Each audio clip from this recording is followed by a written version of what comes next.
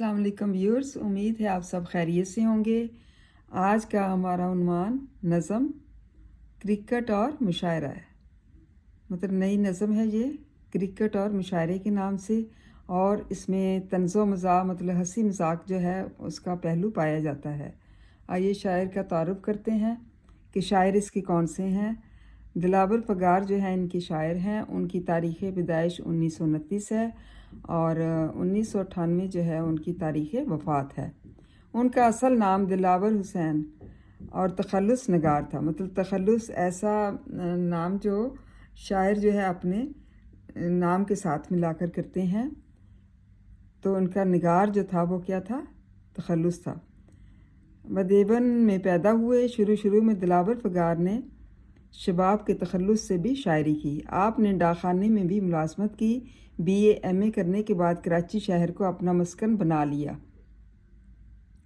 दिलावर फ़गार गज़ल भी कहा करते थे। आपकी गज़लियात का एक मजमुआ हादसे के नाम से शाया हुआ।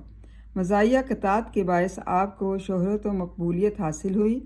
दिलावर फ़गार की हिस्स मिज़ाज तेज़ है। इनके तंज़िया नश्तरों में लतीफ़ अंसर भी नुमाया है। उनको वाक़याती मज़ाहिया शायरी की वजह से शोहरत पाई।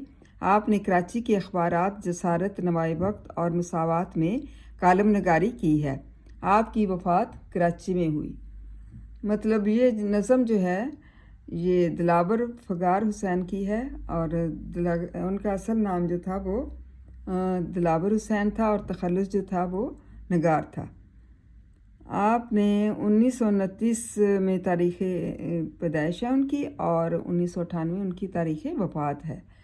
बदेवन में पैदा हुए और शुरू में दिलावर फ़गार ने शबाब के तखल्लुस से भी शायरी की। मतलब पहले शुरू में उनका नाम जो था शबाब का तखल्लुस जो है ना उन्होंने अपनी शायरी के साथ लगाया था। और डाकखाने में भी मुलाजमत की। मतलब मुख्तलिफ़ जगह पर मुलाजमत भी की और तखल्लुस भी अलग से था।